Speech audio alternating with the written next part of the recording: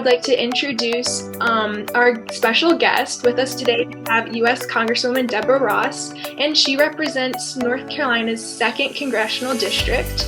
She is a member of the House Committee on Science, Space, and Technology, which is something that we're all eager to hear about and learn more today. So thank you so much, Congresswoman Ross, for finding the time in your busy schedule to meet with us. We really appreciate it. Well, I am so excited to be with you, and your school sounds fantastic. I would love to visit it in person when the coronavirus is over. I really enjoy going and visiting schools around the district. Some of you might know that I was in the state legislature for more than 10 years, and I represented downtown Raleigh, part of Southeast Raleigh, and part of Garner. And I went out of my way to visit the schools and the universities in that area. I served on the education committee and on the higher education subcommittee. So I went out of my way to get to know up close and personal what was going on in the schools. And just recently, as I was telling a few of you, I participated in a virtual event at Southeast Raleigh High School for their AP government class. And so getting to participate with you on science, technology, and math issues is very, very exciting for me. I just was elected in November, and I wanted to be on the Science, Space, and Technology Committee. And it's interesting because I wanted to do that because I'm interested in science, space, and technology, but also because it so perfectly reflects this district with so many STEM schools, higher education, research, jobs in the Research Triangle Park, and in many of the different municipalities. And I felt like this would be a way for me to not only advocate for this area, but to shine a really bright spotlight on all the wonderful things that are going on in the Research Triangle area and in Wake County. And I have gotten the opportunity to do that. As a matter of fact, we had a hearing on the National Science Foundation, which we're going to increase money to. And we had a hearing about how to spend that money and some things about the National Science Foundation. This was last week. And I got to highlight Dr. Christine Grant, who is at NC State University. She went to college with me, and she has risen up in the ranks, not only based on her professional background in engineering, but also based on how wonderful she is as a mentor at NC State. And she even won the Presidential Medal of Honor from the National Sciences Foundation. And now she is on sabbatical there, working on diversity, equity, and inclusion in STEM. And so here I was, brand new to this committee, and I could tell my colleagues, not only are we the Research Triangle, but we have superstars here who are doing this work at NC State. And I know that you guys are superstars at your high school, and that you're going to go on to do great things. I'll just share a little bit more, and then we can get into the questions, because I'm much more interested in what you have to say than in what I have to say. But on science, space, and technology, I serve on 2 subcommittees. So when you're in Congress or in the legislature, frequently a big committee will break up and have different subcommittees for particular expertise to do hearings or to take up a piece of legislation. And so I serve on the Energy Subcommittee of Science, Space, and Technology. I have a background in renewable energy. I represented renewable energy companies in North Carolina for more than 10 years, beginning with a renewable energy portfolio standard. So I know a lot about renewable energy. And then, of course, I serve on the Research and Technology Subcommittee, which is the one that heard about the National Science Foundation, because there's so much research and tech tech that goes on here. And I learn something new and cool at every single meeting I go to, but I also bring what we're doing here to my colleagues so that people can know what a special place this is for people to live, work, learn, and be a part of a very close-knit community. So I'm looking forward to your questions, and why don't we get started? Okay, well, thank you so much. That background information of like what you do on the committee was super informational. And I know that a lot of our students are also very interested in all of these topics and how it ties into like real world scenarios that we're learning in our classrooms today. So a follow-up question to this, what made you choose those two different subcommittees? I know that you have a passion for both of them, but what really pulled you into it? So again, I know about renewable energy. I don't know everything about renewable energy. I'm a lawyer, but I've represented renewable energy companies that are solar, which a lot of people hear about, hydroelectric. I don't know if you've ever seen a hydroelectric dam. A lot of people said that's the original renewable energy, but we have so many. Most of them are in the western part of the state because that's where we have the rivers that produce enough power to be able to generate electricity. I have represented wind companies. And as a matter of fact, I'm the primary sponsor of a bill to increase wind energy, not just here in North Carolina, but throughout the country. I've represented people who turn trash into the methane. They flare the methane and turn that into energy.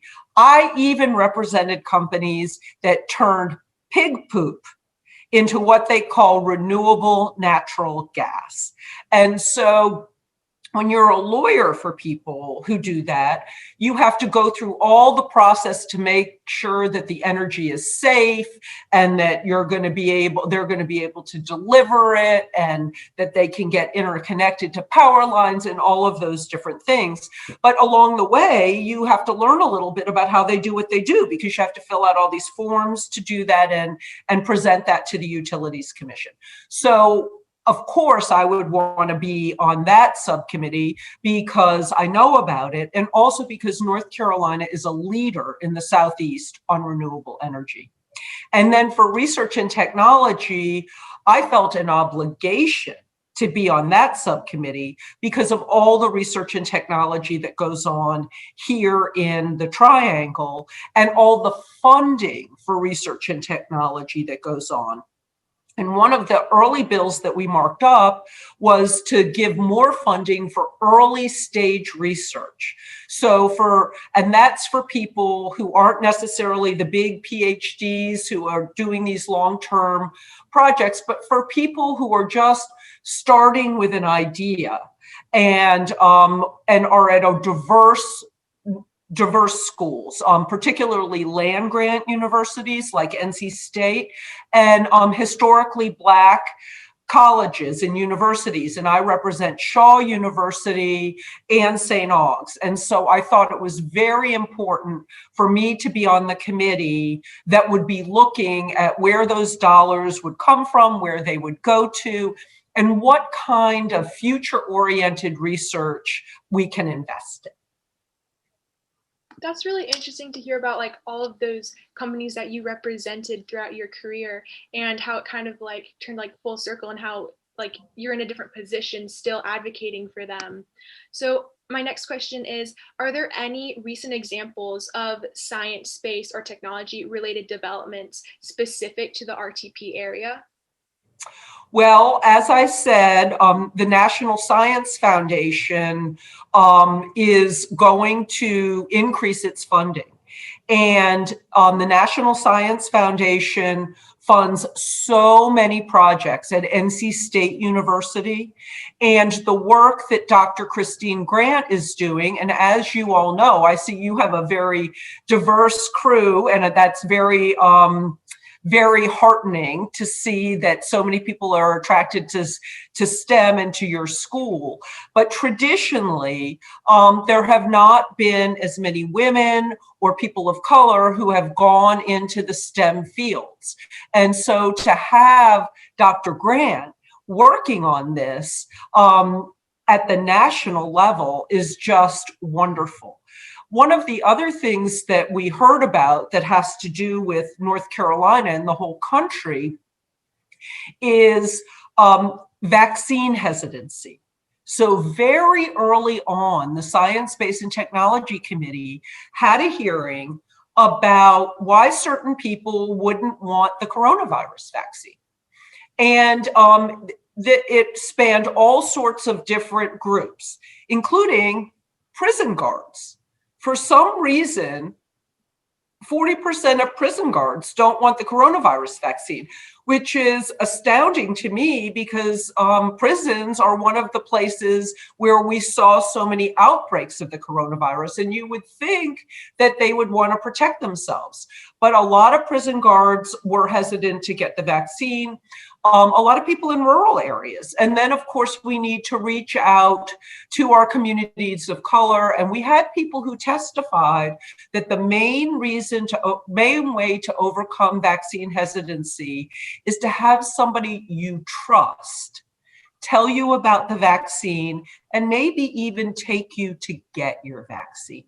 And that punishing people and bribing people doesn't really work. Because if you punish or bribe somebody, they think that that thing might not be a good thing in the end. But if you have somebody who you trust talk to you about it and especially take you to get your vaccine, you're much more likely to get that. So I think all of those examples apply directly to what's going on in this area. Yeah, definitely. I have heard that vaccine hesitancy has been like a little bit of an issue in the vaccine rollout. And also going back to what you're talking about Dr. Christy Grant, she sounds very, very inspirational in all the work that she's been doing.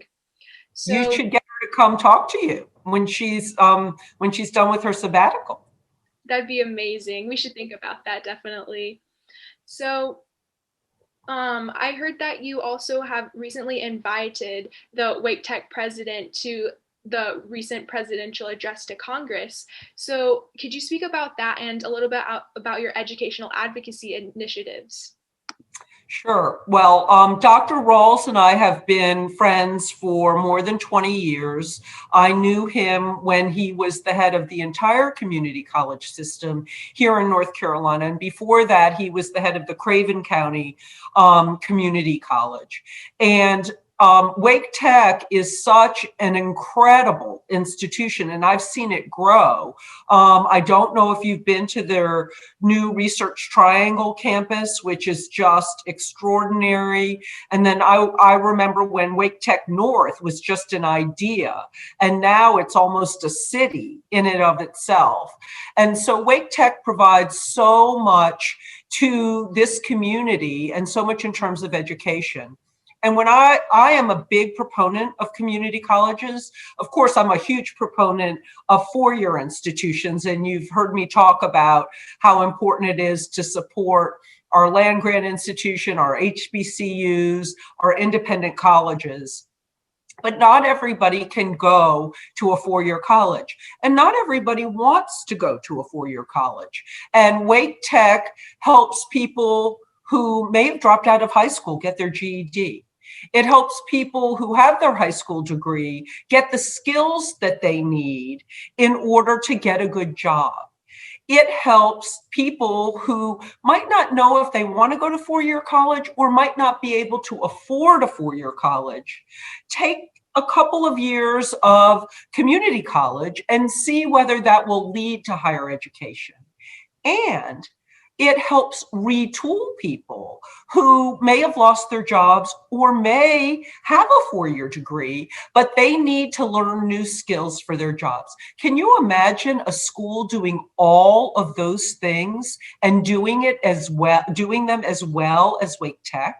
And so I just really want to lift up Wake Tech. I sponsored an amendment to an apprenticeship bill that went through the House of Representatives that would help Wake Tech reach out to more people in the community. I'm very much in favor of President Biden's idea of 2 free years of community college, because just getting a high school degree generally is not going to be able to set you up to be able to support yourself and your family for the future. And so those are the reasons why I invited Dr. Rawls to be my guest. It was kind of a virtual guest for the president's speech. I've also done a lot of advocacy for education. I did a friend of the court brief in the Leandro case. I don't know if you know about that, but in North Carolina, there's a constitutional right under the state constitution to have a sound basic education. And not everybody in the state is as lucky as our students in Wake County, and some of our poorer counties do not have the money to be able to have the kinds of facilities and hire specialty teachers. And so I was involved in advocating to make sure that the state would pick up the slack in those areas. I've also advocated for students to be able to get English as a second language, because this area is so internationally diverse. And I've been an advocate for alternatives to school suspension.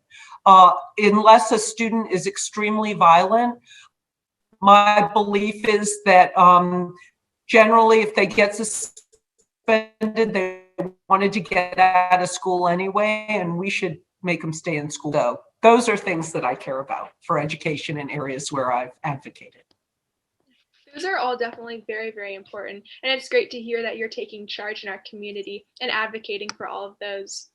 So we would just like to give you a student testimony about one of our students. Her name is Shrija, and she's a senior, and she will soon be completing her associates in engineering through the Wake Tech CCP program.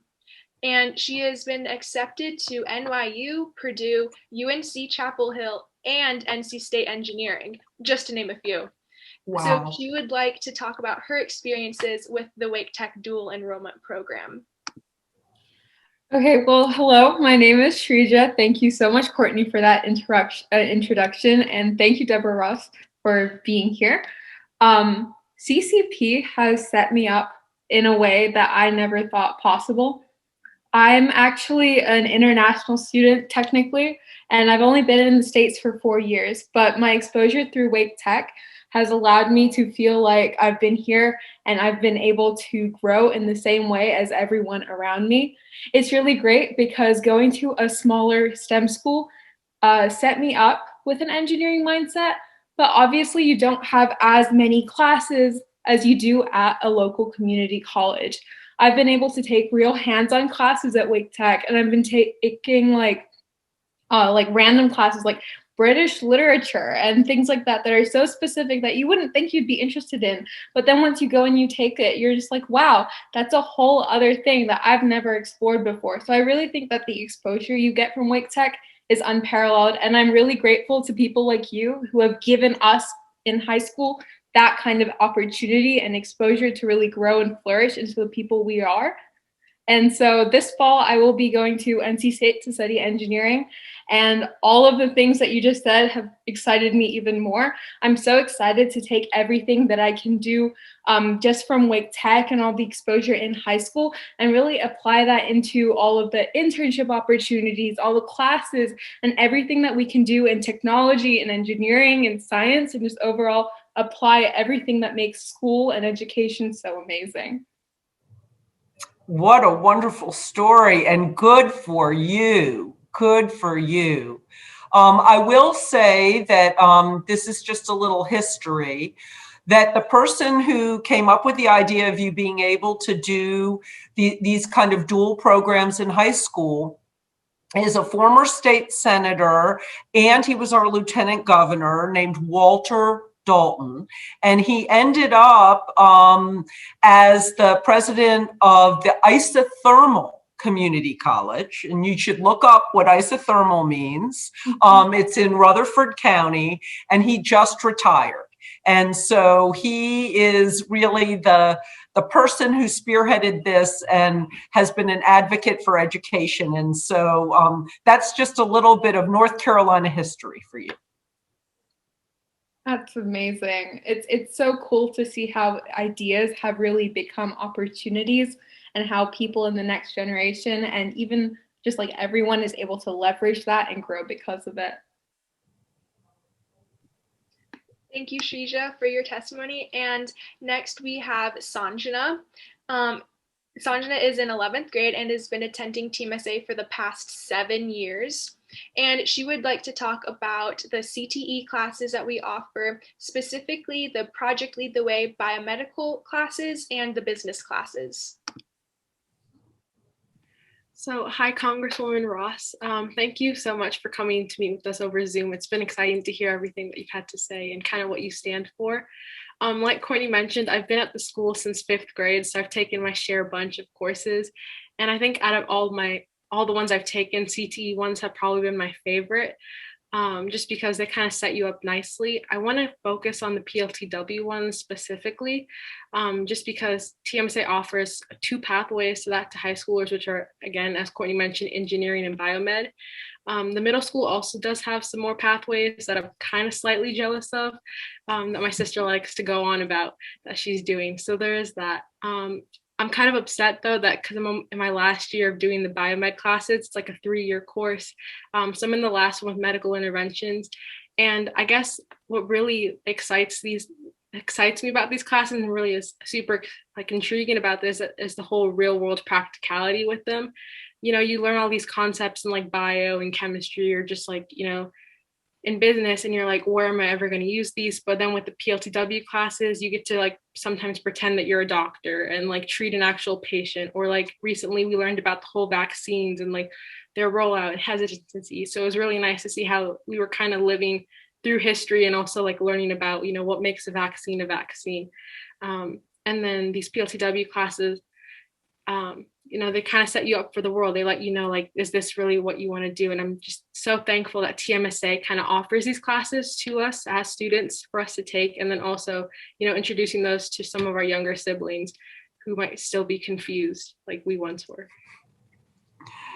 Well, it's good that you're not confused. That's for sure. Some of us remain confused all, you know, through our lives. So it's great that you're getting such just incredible offerings and expanding your horizons and getting to experiment.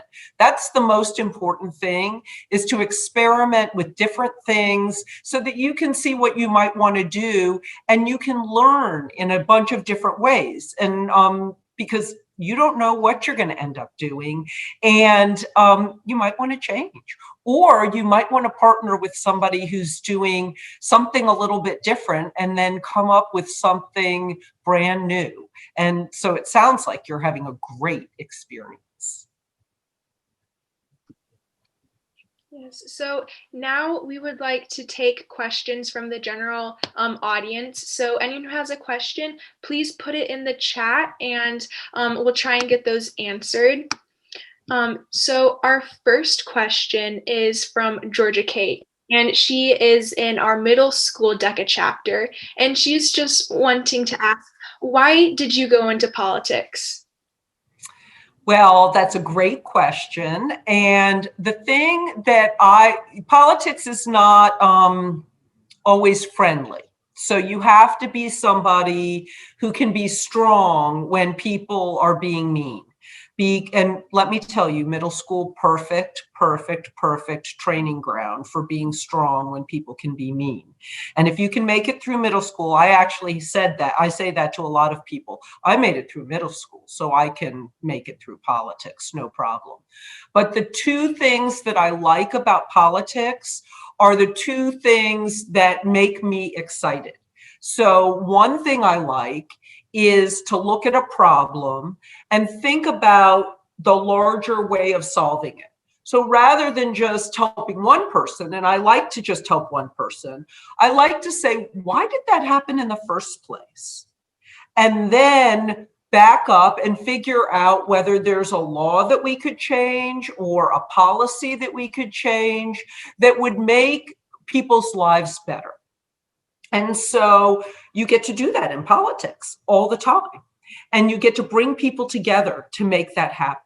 And then the second thing is, I like people. And when you are involved in serving the public in public office, you get to talk to all sorts of different kinds of people, meet all sorts of different kinds of people. And that's something that gets me excited. I want to help them. I want to learn from them. I want to bring resources to my district. And so to get to do policy and people in one job, that's pretty great. Those are definitely great reasons. And we have another question from Shrija. And this sort of relates to your background, but what did you study before law school and where did you go to school? So I went to Brown University undergrad, which is a great school, by the way. You guys should apply. And I went in to study medicine. Because when I was in high school, and with my SATs, I got really good grades in English and history, and I had good SAT scores, but I did really well in math and science, and my SAT scores in math and science were really high.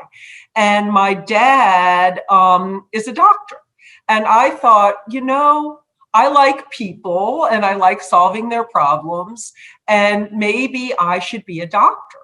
But when I got to Brown, I realized that there were people from all over the world. I grew up in a small town, and so you kind of knew everybody. But when I got to Brown, there were people from all over the world, all over the country. And I changed my major to international relations so that I could study foreign language and travel. But every semester, until I started to travel, I studied abroad my junior year, I always took an advanced math or an advanced science class. And people thought I was crazy. I mean, I was in applied mathematics with the engineers, and then I took post-Einsteinian physics, and there were no humanities majors in there, but I loved those classes, and it helped me. It made my brain think in different ways, and I think that was really helpful to me. But I'm glad I majored in international relations. So our next question is from Sarvesh, and they would like to ask specifically, what are some of your ideas to dampen climate change's effects in North Carolina?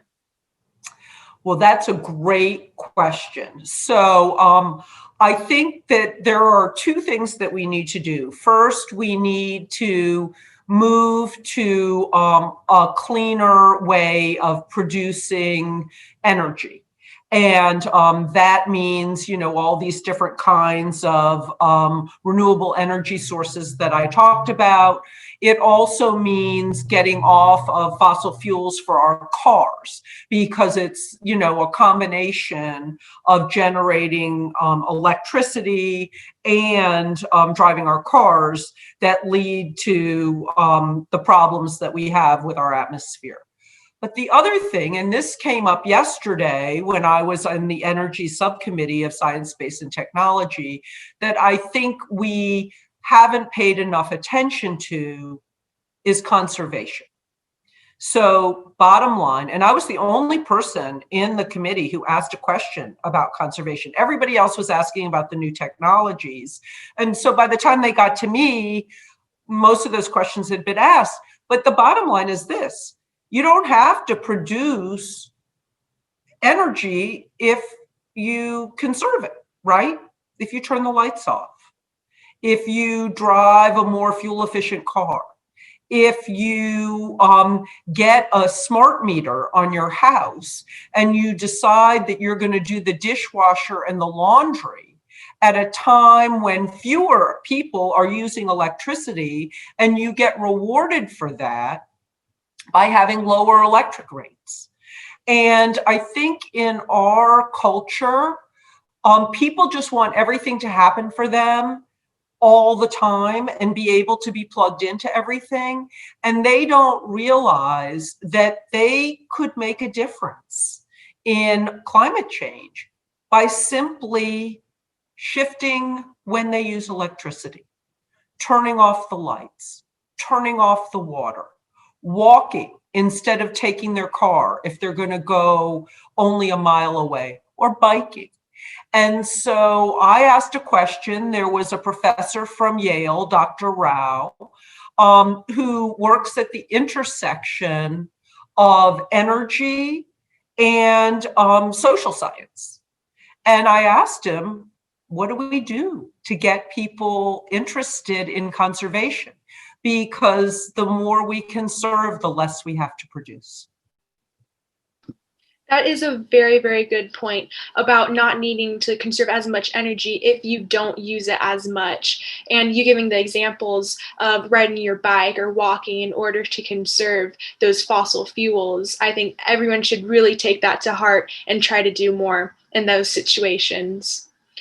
Our next question is from Arushi Kamra, and she's a senior. And she would just like to ask, what would you say is the importance of STEM in our community and overall society? Well, you can't overemphasize the importance of STEM, because so much of what we rely on is based on science and technology and math. So we have this century is a century of technology and advanced technology, and we're moving into artificial intelligence and all different ways of having our lives be completely different from when I was your age. So when I was your age, there were no cell phones. When I was your age, there were only huge computers. There were no small computers. When I was your age, the internet was really only used by, people in universities. And I was from an entirely different generation. Now I'm kind of a bridge generation, because all of these things started to happen when I was in college. And so, of course, I was young and wanted to get involved in all of it, and started learning all about technology. But we need that technology now just to, run our businesses, just to go to school. I mean, think about what things would be like during the pandemic if we didn't have this technology. And then we also have the life sciences. And that affects our physical health, it affects our environment, and it determines, we can't do anything if we don't have our health. And so it's so important that we emphasize taking care of ourselves, taking care of others, medicine, biomedicine, pharmaceuticals that can keep us healthy or help us when we're sick. All of these things are so crucial, and we are right in the middle of it here in the Research Triangle area, in terms of our education, in terms of our jobs. We have more women in these fields, in this area. It is really the economic engine of this area. And so you guys are so smart to be in the STEM fields. Well, thank you so much. And speaking about the RTP area, I have one last question for you. So, since our area has attracted a lot of large companies like Google, Apple, and Epic Games' expansion, do you foresee any additional technology companies being attracted to the Triangle region? And what do you think are some of the driving factors that our region has to offer these companies? Absolutely. We are on the map, and people want to come here because we have skilled workers and because of the synergy of having other technology companies here. The other thing we have are these great startups. I mean, I remember when Red Hat was just a small company on the NC State Centennial campus, and look where it is now. SAS grew out of NC State University. And so in addition to attracting people from other places, we have so much homegrown talent and ingenuity and people who want to invest that we have become a hub. And that, I think, is a wonderful thing. It's a wonderful thing for our economy, but it's also a wonderful thing for our culture, because when the STEM fields attract people from all over the country and all over the world, and that has made our culture, our restaurants, our entertainment options, our sports options, so much more diverse, so much richer, so much more interesting. And that's something very special. And I believe all of those things feed on each other. That when you have people from all over the world who are thinking about things in a different way, coming together to solve a problem, that's when you're going to have innovation. And in addition to being an advocate for science, technology, and math, I have been an advocate for the international community here. In particular, I've been an advocate for India right now when it's struggling so hard with COVID. I've been an advocate against Asian hate crimes. I'm an advocate for the documented dreamers in addition to the dreamers, because all of these communities bring so much talent, so much creativity, and so much kind of a special culture, and we are working together to make this area better and to improve, again, science, technology, and math through collaboration.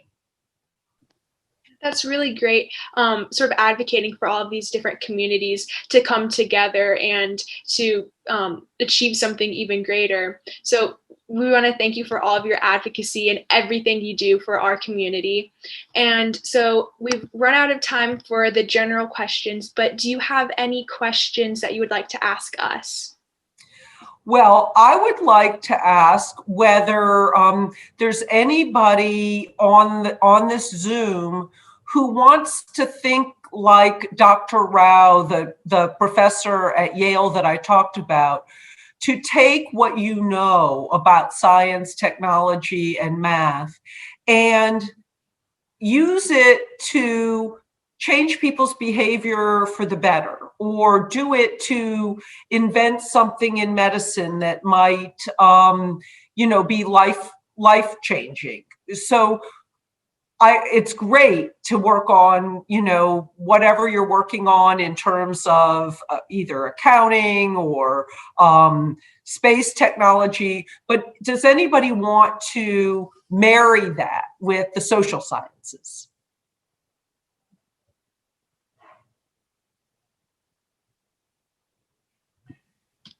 I know for sure, definitely I would. Would we like to hear from any of our other students? You guys could raise your hand in the chat and we can have someone meet you. Or Shrija or Sanjana.